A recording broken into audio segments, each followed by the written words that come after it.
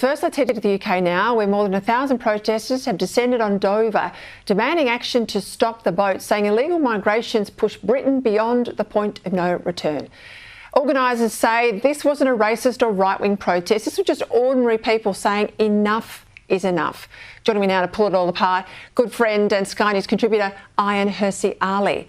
Ayaan, welcome to the show. Great to have you as always. You have long warned our political leaders that if they ignore public concerns about mass migration, it risks fueling anger and division. It feels like me, watching these protests, it feels to me as though Britain is now a tinderbox. I think that is the way it feels to many people who are watching Britain, and also the way it feels to many Britons.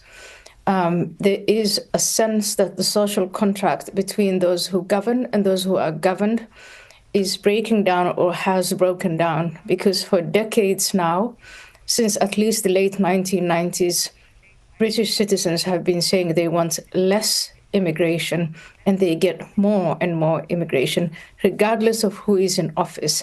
And so there's this sense that your vote doesn't matter anymore. The government is not listening.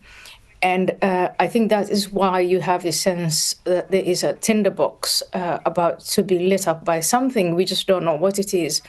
And it'd be very unfortunate if that were to happen.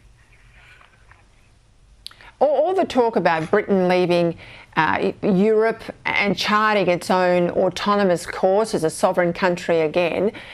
When I go to Britain and when I talk to Brits about this issue, Ayaan, they basically say we're still so tied to Europe, we're forced in the court regime and the human rights legislation just to accept this exodus of people on their shores. But I mean, Australia was in this sort of position not so long ago, and twice under Conservative governments, we have stopped the boats. So I don't buy that they can't be stopped. Why isn't government able to do in Britain what they've done in Australia? I think because it's not a question of being unable. I think it's a question of being unwilling. Yes, Britain, through Brexit, took control of her own borders. And as you remember, I always use the years of COVID as an example, when the government was perfectly capable of shutting down everything to pass its policies.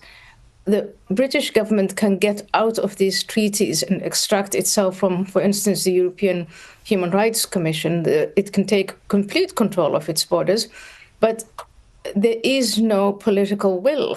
And I think voters now see this, and they can see that it is throughout the entire political elite, both the Tories and the Labour Party. And now you have this sense of disconnection and distrust between those who govern and those who are governed. And that's terrible.